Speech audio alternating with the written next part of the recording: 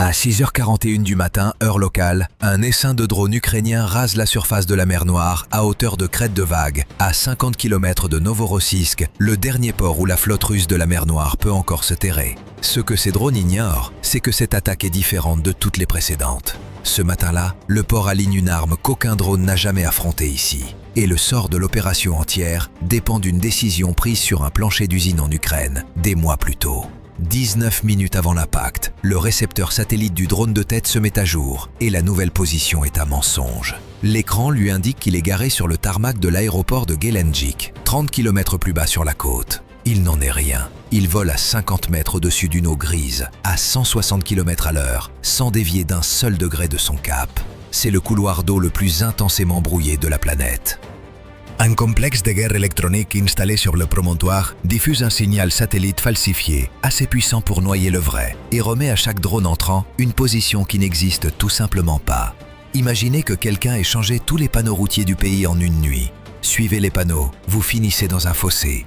Mais le drone FP1, le cheval de bataille de la flotte de frappe profonde ukrainienne, a été conçu par des ingénieurs qui avaient supposé d'emblée que les panneaux seraient changés. Il vole à la navigation inertielle. Il additionne lui-même chaque virage et chaque seconde de vol. Aucun satellite nécessaire. Et il est en plus blindé contre le brouillage. Il compte ses propres pas dans l'obscurité. Une navigation inertielle dérive légèrement avec chaque kilomètre parcouru, c'est vrai. Comme traverser votre salon les yeux fermés, vous déviez d'1 ou 2 cm, mais vous n'allez pas rater le canapé. Face à une cible longue comme un pâté de maison, la dérive est une erreur d'arrondi. Changez tous les panneaux de la côte si vous voulez, ce drone ne les lisait pas. Sur la côte en face, un opérateur de défense aérienne du 1537e régiment de missiles antiaériens balaie son radar de recherche sur 50 km de mer ouverte. Vide. Il se penche quand même vers l'écran. Toujours vide. 3 ans dans une guerre de drones, et personne sur cette côte ne croit plus à un écran vide. Ils ne peuvent simplement rien y faire. Tout le long du littoral, d'autres opérateurs fixent d'autres écrans vides. Ils arrivent tous à la même pensée désagréable. Quelque chose arrive, et le radar ne peut pas dire d'où. Si l'on examine un de ces drones de plus près, cet écran blanc commence à avoir du sens. À peine 2,5 mètres de contreplaqué et de revêtement absorbant les radars. 55 000 $ l'unité, fabriquée à plus d'une centaine par jour. Chacun vaut moins qu'un pick-up neuf. Des leurres pour des intercepteurs qui coûtent plus cher que tous les drones de cet essaim réunis. À hauteur de vague, le drone se dissimule derrière 2 choses à la fois. Une mer agitée qui renvoie des échos radars dans tous les sens et la courbure de la Terre elle-même. Tout ce qui vole aussi bas reste invisible jusqu'à ce qu'il soit presque à terre. Le radar peut atteindre 400 km et placer un missile sur ce qu'il détecte. Mais il ne peut pas construire une piste sur quelque chose à 50 mètres d'altitude. L'opérateur n'est pas mauvais dans son travail. La physique n'est simplement pas de son côté ce matin-là. Puis la couche haute commence à grimper. 90 secondes de plus et la courbure de la Terre cesse de les protéger. Et cet écran vide se remplit d'un seul coup. 10 minutes avant l'impact. À 25 km de l'entrée du port, les drones volant haut franchissent l'horizon radar. Et sur l'écran de l'opérateur, des lueurs hésitantes se durcissent en piste. Plusieurs cibles entrantes se dispersent. Un groupe vire vers la base navale, un autre vers le terminal pétrolier de Tcheskaris, un troisième vers le dépôt de Grouchovaya et le million de tonnes de carburant qui s'y trouve. Le réseau de défense aérienne s'éveille. Le commandant de batterie dispose de quelques minutes et le calcul est brutal. Chaque canal de tir ne peut combattre qu'une seule cible à la fois. Il dispose d'une poignée de canaux. Imaginez un standard téléphonique avec 4 lignes et 30 appelants qui sonnent en même temps. Et encore plus de drones que ça sur l'écran. Chaque intercepteur qu'il brûle sur du contreplaqué est un intercepteur qu'il n'aura pas pour les missiles de croisière contre lesquels ce système a été conçu. Et l'attaque qu'il redoute n'est pas encore arrivée. Il a combattu des missiles de croisière à l'entraînement toute sa carrière. Personne ne lui a jamais appris à combattre un stock de planches. Il étudie la dispersion pendant un instant, choisit la piste la plus proche et s'engage. Un missile s'arrache de la côte en laissant une traînée de feu, bascule brusquement au sommet de sa montée et redescend en chasse vers un drone qui rase les vagues. Un intercepteur supersonique qui plonge sur une cellule de contreplaqué à 160 à l'heure. Le déséquilibre le plus flagrant de la matinée. La tête militaire atteint la zone cible et explose en pleine mer, soulevant une colonne d'embrun qui reste suspendue dans l'air de l'aube longtemps après que le drone l'a traversé et a continué sa route. Le S-400, que l'OTAN désigne sous le nom de S-21 Growler, le système de défense aérienne le plus avancé que la Russie vende, vient de perdre un débat avec un écart de 60 cm par rapport au sol. Si l'on regarde la traînée de fumée que ce lancement a laissé au-dessus de la côte, on voit bien le problème que ce système n'a jamais été conçu à résoudre. Le S-400 chasse les avions et les missiles balistiques, haut, vite, loin. Son fusée de proximité est calibré pour détecter quelque chose de la taille d'un chasseur à réaction. Face à un drone qui colle la mer, il ne peut pas séparer la cellule de l'eau en dessous. Il s'est déclenché sur la mer. C'est comme un système de sécurité domestique haut de gamme. Des caméras partout, des détecteurs de mouvement sur chaque porte, sauf que l'intrus est une souris qui court le long de la plainte et que les capteurs sont calibrés pour un homme de 1,80 m. La batterie S-400 coûte un demi-milliard de dollars et peut abattre un chasseur furtif à 400 km. Elle ne peut pas acquérir une cellule de contreplaqué à 30 km et l'homme qui surveille les écrans le sait parfaitement. À sa console, le tableau est exaspérant. Les contacts bas clignotent dans et hors du fouillis de mer, sans jamais se stabiliser assez longtemps pour tirer. Les contacts hauts arrivent nets, lumineux, presque insolents, et chacun d'eux est la moitié bon marché de l'essaim. Il gagne chaque engagement qu'il peut effectivement prendre, et le décompte sur son écran continue d'augmenter quand même. C'est tout le principe. Un essaim réparti sur 3 cibles signifie que chaque défenseur se retrouve à combattre dans son propre coin, seul contre la menace pour laquelle il est le moins adapté. D'autres lancements, d'autres gerbes d'embrun. Pour chaque drone que la batterie pourchasse en bas, 2 autres franchissent l'horizon en haut. Et les intercepteurs qui kickent les rampes coûtent plus cher que les immeubles derrière eux. À quelques kilomètres à l'est, les premières fumées montent déjà. Les drones qui ont bifurqué vers les terminaux pétroliers arrivent au-dessus de Chescaris. 2 des pistes orientales s'éteignent en atteignant les réservoirs de carburant. Rien à faire contre l'une ou l'autre. Chescaris est le parc de stockage qui charge les pétroliers d'exportation russes.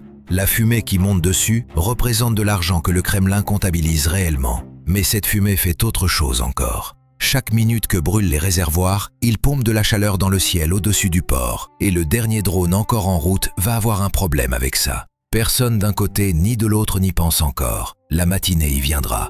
La couche longue portée vient de s'en prendre aux drones volant à ras des vagues. En surface, ils sont en sécurité, jusqu'au moment où le système suivant transforme cette basse altitude d'un bouclier en sentence. 5 minutes avant l'impact, à 12 km des quais, les drones bas franchissent la côte sous la crête du Markotsky, ce mur de rochers de 700 mètres suspendu au-dessus de Novorossiysk comme une main levée. La crête surveille les navires entrer et sortir depuis 2000 ans de matin de port. Ce matin-là, elle ouvre le feu.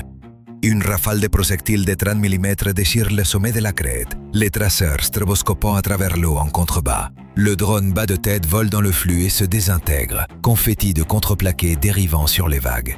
Pantsir S-1, désignation OTAN SA-22 Greyhound, posté sur la crête à 700 mètres au-dessus du port. Ce bruit de tronçonneuse, c'était les 2 canons ensemble. 2 canons automatiques, 2 A-38M de 30 mm côte à côte avec les tubes de missiles, lançant près de 5000 coups par minute, jusqu'à 4 km de distance et 3000 mètres de hauteur. Le Pantsir, c'est plus que les canons. Il emporte son propre radar, plus un viseur thermique qui piste un drone à la chaleur de son moteur. Conçu pour ce type de cible basse et lente. L'ensemble repose sur un camion lourd. C'est pourquoi elle s'est retrouvée postée sur une crête surplombant un port militaire. Le S-400 devait enfiler une aiguille, et le fusée s'est laissé abuser. Le canon n'enfile rien. Il jette un seau de gravier dans le ciel. Aucun fusée à leurrer, aucune taille minimale à franchir. Juste du plomb, et beaucoup. Dans la cabine, un tireur se penche sur son écran. Le drone, une tache lumineuse sur le ciel froid du matin, pendant que l'ordinateur calcule l'avance et l'élévation pour lui. Quand les canons tirent, la cabine vibre, les 2 canons se fondant en une vibration continue dans les bottes du tireur. Le calcul est simple et sans pitié. Un drone à 160 km/h passe environ 90 secondes à portée du canon, et le canon n'en a besoin que de 2. Les faisceaux bleus et les projecteurs qui balaient l'approche facilitent encore son travail, aveuglant les caméras des drones bas et les peignant en clair contre l'obscurité. Pour l'équipage sur la crête, c'était la cible facile, lente, rectiligne, à peine au-dessus de l'eau. Exactement le genre pour lequel cette tourelle a été hissée ici. L'équipage en haut peut enfin utiliser l'outil de précision que le service budgétaire disait qu'il n'aurait jamais besoin. Et ça a fonctionné exactement comme promis. Puis la tourelle pivote vers le drone haut. Les canons s'élèvent, suivent, se stabilisent et ne tirent jamais parce que le canon qui vient de pulvériser son ailier plafonne à 3000 mètres et celui-ci vole 1000 mètres au-dessus de ça. L'équipage a un missile qui peut l'atteindre. Le 5-7 S-6 porte à 20 km et monte à 15 000. Ce qu'ils n'ont pas, c'est un canal libre. La solution de tir est encore engagée sur l'épave qui coule en dessous. Et avant que le système puisse se recycler vers une nouvelle cible, le drone fait ce qui met fin à la conversation. Il pique du nez et descend sous la ligne de crête dans un bassin du port dans lequel le lanceur ne peut pas tirer sans envoyer des obus à travers la ville empilée derrière lui. Bon équipage, bon système, mauvaise géométrie. Le planificateur qui a tracé ces 2 bandes d'altitude sur un tableau blanc en Ukraine le savait avant eux. L'essaim n'a pas été divisé pour couvrir plus de terrain. Il a été divisé pour que chaque canon de cette côte passe la matinée à tirer sur la seule chose qu'il ne peut pas toucher. La couche basse bat les missiles longue portée en se cachant sous l'horizon radar, et la couche haute bat les canons en se tenant au-dessus de leur plafond. Le commandant du Pantsir ne peut pas suivre le drone en bas, mais il peut prévenir tout le monde en dessous de sa trajectoire. Il appuie sur la touche. Tous les postes, un drone unique descendant dans le port côté nord. Feu à volonté. 4 minutes avant l'impact, le drone est dans le bassin et toute la ville vient d'ouvrir le feu sur lui. 3 minutes avant l'impact, à 7 km du quai, les collines et les toits ouvrent le feu ensemble. Les traceurs s'abattent vers l'eau depuis la crête et la ville. Mitrailleuses lourdes, vieux canons anti-aériens, affûts de 23 mm chargés sur des plateaux de camions. Du métal de guerre froide remis en service contre du contreplaqué. Les douilles vides pleuvent des toits dans les rues en dessous. Dans les rues, chaque rafale arrive 2 fois. Une fois de l'eau, une fois de la crête une demi-seconde plus tard. Regardez d'où viennent les traceurs, et le silence commence à avoir du sens. Tout ça dévale des hauteurs, depuis les points élevés, et rien ne vient de l'eau.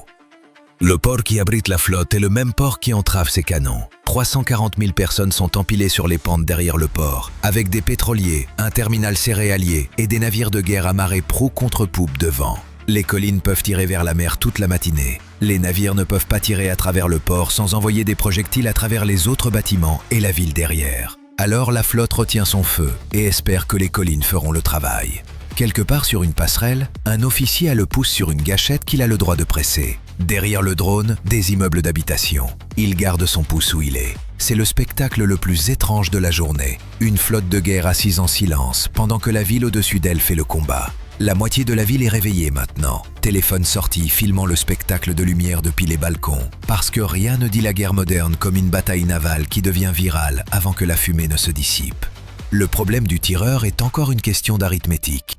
Une cible de la taille d'un kayak traversant à 160 km/h donne à un canon à visée manuelle quelques secondes de piste nette avant qu'elle ne glisse derrière une grue ou un toit d'entrepôt. Le drone presse à travers les flux de traceurs et les flux continuent de rater. Pas parce que quelqu'un là-haut est négligent, mais parce que la géométrie est du côté du drone et que chaque homme sur une gâchette le ressent. 2 minutes avant l'impact, puis quelque chose d'inattendu se produit. Des faisceaux laser bleus jaillissent de l'eau et balayent le drone. Vif, ondulant, assez lumineux pour projeter des reflets sur tout le port, le clouant dans la lumière. Et le drone ne vacille pas d'1 millimètre. Il fonce droit dans le faisceau, comme si la lumière n'était pas là. Ce qui vient de balayer ce drone sans résultat est la toute dernière arme anti-drone de la Russie. Si l'on regarde le réseau sur le rivage, une batterie d'émetteurs balayant l'approche comme un phare qui aurait mal tourné. Il ne cherche pas à brûler l'appareil, il cherche à l'aveugler. Des éblouisseurs laser bleus réglés à 445 nanomètres, construits à partir de diodes commerciales bon marché, visant la caméra que la plupart des drones d'attaque emportent. Un capteur en silicium ordinaire est extrêmement sensible à la lumière bleue dans cette bande. Déversez-en assez dans l'objectif et l'image se lave en blanc, comme un flash photographique qui se déclenche à 1 cm de votre œil. Aveuglez la caméra, aveuglez le pilote et le drone dérive et tombe dans la mer. Ce que l'équipage qui commande ces émetteurs ne sait pas encore, c'est qu'il vise un œil que ce drone n'a pas. Dans l'aube grise, les faisceaux semblent presque beaux, comme des cordes bleues balancées d'avant en arrière à travers la baie embrumée. De loin, un port qui déploie une défense furieuse et sophistiquée. De près, contre ce drone précis, du pur théâtre. Parce que ce drone ne regarde pas le monde en couleur. Son chercheur lit la chaleur, l'infrarouge, une bande entièrement différente, lue par un type d'œil entièrement différent. On ne peut pas aveugler un capteur thermique avec de la lumière colorée, pas plus qu'on ne peut rendre sourd un homme avec une lampe de poche. Mauvais spectre, mauvais œil. Ajoutez le brouillard matinal qui diffuse les faisceaux sur l'eau et il y a de bonnes chances que ce drone vole vers une coordonnée fixe de toute façon, sans aucun retour caméra à aveugler. La toute dernière arme de la Russie joue pour un public qui ne peut pas la voir. Cette décision prise sur ce plancher d'usine des mois plus tôt, un œil à détection thermique plutôt qu'une caméra, vient de se rentabiliser. Tout ça battu par un capteur thermique qui a peut-être ajouté quelques centaines d'euros au prix du drone. Un choix discret, fait avant que quiconque ne sache dans quel port ce drone volerait, et toute une batterie d'émetteurs laser balaie le ciel pour rien. Mais cet œil a maintenant un problème que personne n'avait prévu. Les incendies à Cheskaris déversent désormais une fumée chaude à travers le port. De faux soleils s'épanouissant dans la seule lumière en laquelle ce drone a confiance. Chaque couche que l'essaim a battue aujourd'hui a rendu le ciel plus lumineux, plus chaud, plus encombré. Il ne reste plus qu'une couche entre le drone et sa cible, un navire plus vieux que chacun des hommes qui le défendent. Et le drone doit le trouver à travers la fumée que son propre camp a faite. Si le chercheur court après l'une de ces sources chaudes, la tête militaire tombe dans l'eau à 100 mètres de l'objectif, et la matinée n'aura servi à rien. Une minute avant l'impact, à 2500 mètres, le drone bascule dans sa plongée terminale. Le régime du moteur monte, les traceurs continuent de grimper autour de lui, le chercheur buvant un port qui brille. Les panaches de fumée brûlent large au bord du cadre, et l'eau se lit froide et noire. Une ferme de carburant en feu échaude partout. Un navire de guerre est chaud selon une forme. Le chercheur ne traque pas la chose la plus lumineuse du port. Il traque quelque chose de chaud dans le contour d'un navire. Et droit devant, coincé entre le feu et l'eau, une forme grise et chaude est à ses amarres exactement là où le plan l'avait dit. La frégate Petlivi. Machine chaude, superstructure lumineuse, impossible à confondre sur la mer sombre, faux soleil ou pas.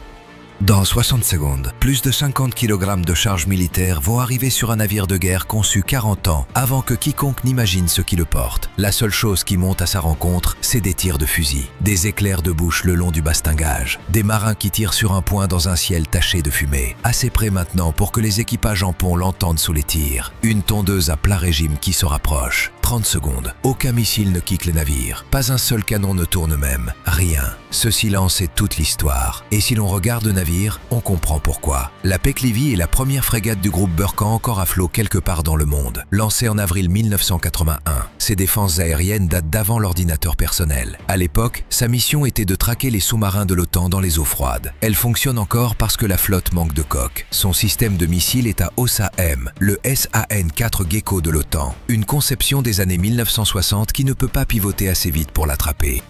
Une fois que le drone est aussi proche, il est aussi à l'intérieur de la portée minimale du missile, trop près pour tirer.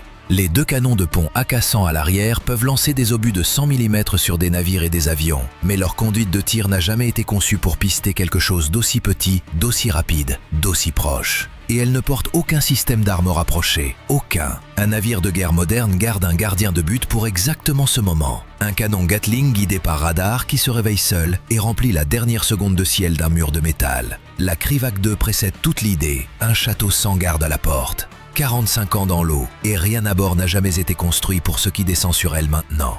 10 secondes. Le chercheur maintient son accrochage à travers l'éblouissement, les traceurs et les tirs de fusil. L'orifice qui s'élargit jusqu'à remplir le cadre. Impact juste sous le bastingage. Silence. De l'autre côté de la baie, le croiseur lance encore des traceurs dans un coin de ciel que le drone a quitté une demi-minute plus tôt. Et la plus vieille frégate de la marine russe fume à ses amarres dans le seul port qui était censé être hors d'atteinte. La flotte avait déjà fui Sébastopol une fois. Il n'y a pas de prochain port. On peut se demander, en regardant tout ça, ce qui vous frappe le plus dans cette matinée. La sophistication de l'attaque ou la simplicité du choix qui l'a rendu possible. Un capteur thermique à quelques centaines d'euros, une décision d'ingénieur dans une usine anonyme, et toute une architecture de défense s'est effondrée couche par couche. Il n'y a pas de réponse simple à la question de savoir où s'arrête la technologie et où commence la stratégie. Et peut-être que c'est exactement ce que cette histoire laisse ouverte.